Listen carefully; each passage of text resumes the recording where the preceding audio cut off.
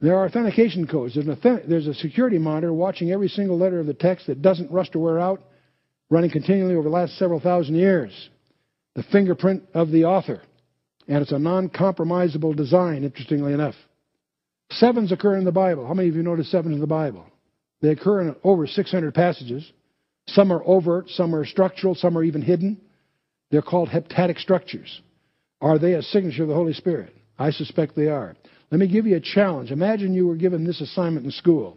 I want you to develop a genealogy from fiction, just from your imagination. But I want the number of words that you're going to turn in on your paper to be divisible by 7 evenly. In other words, if I count the number of words divided by 7, there's no remainder. How many of you could do that? You could probably fudge and make that work out, couldn't you? But I want the number of letters also to be divisible by 7 exactly. That gets a little more challenging. See, the first rule, you've got 6 chances of losing, 1 of winning, but you can fudge around that one. The second rule, you've got 7 squared. You've got 1 chance of winning and 49 minus 1, 48, of losing. You follow me? So every time I add a rule, it increases your chances of missing. The number of vowels, the number of consonants divisible by 7. I can go on here. Number of words that begin with a vowel, number of words that begin with a consonant. The number of words that occur more than once, occur more than one form, only one form. Number of nouns that should be divisible by 7. Only 7 words will not be nouns. By now, you're probably saying, you can't play. This is too rough. I don't blame you. So, the number of male names shall be divisible by 7. Number of generations shall be divisible. And you probably guessed what I'm doing here. This happens to be a description of the genealogy of Jesus Christ as found in the first 11 verses of the New Testament. Now, for you to try to replicate this even from fiction and using a computer is a challenge. Did Matthew do this deliberately? He's talking about a real genealogy. And it's in Greek, not English. English you can fudge around. Every verb in Greek had to meet 5 conditions. And so on. Greek was very precise. Furthermore, Greek has alphanumerics like Hebrew does. Every letter has a numerical value. Well, it turns out the remainder of chapter 1, if I take, it has 161 words, that's multiple of 7, 105, they go right through the same kind of partitioning and counting. They're always multiples of 7 exactly. Very difficult to simulate, by the way, even if you're trying to do it on purpose. The childhood of Christ, chapter 2, again, we have the same kind of 7-fold heptatic structure. Again, I won't take you the long form through all this, except the more you get into it, the more astonishing it is. Now, see, for a rule of only 2, that's 7 times 7, you got 1 chance in 49 of getting it right. For 3 rules, 1 chance in 343 of getting it right. For 4 rules, it's 1 chance in 2,400. Well, I've given you 9 rules. That's less than 1 chance in 40 million of getting it by accident, just happening getting it right.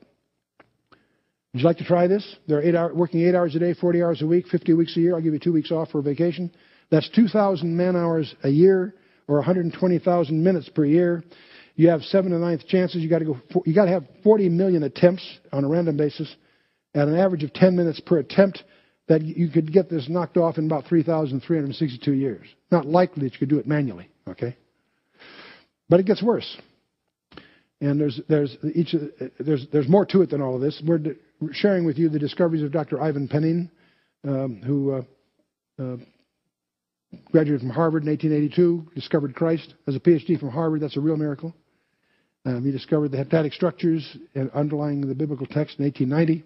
He's committed the rest of the 50 years of his life, generating 43,000 pages of discoveries. He went to the Lord in 1942. Comprehensive design. The New Testament consists of 27 books.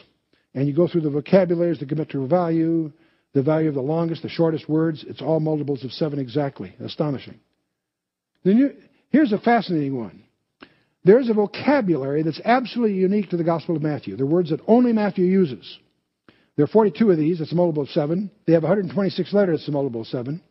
How could Matthew have organized this if he tried to do it deliberately?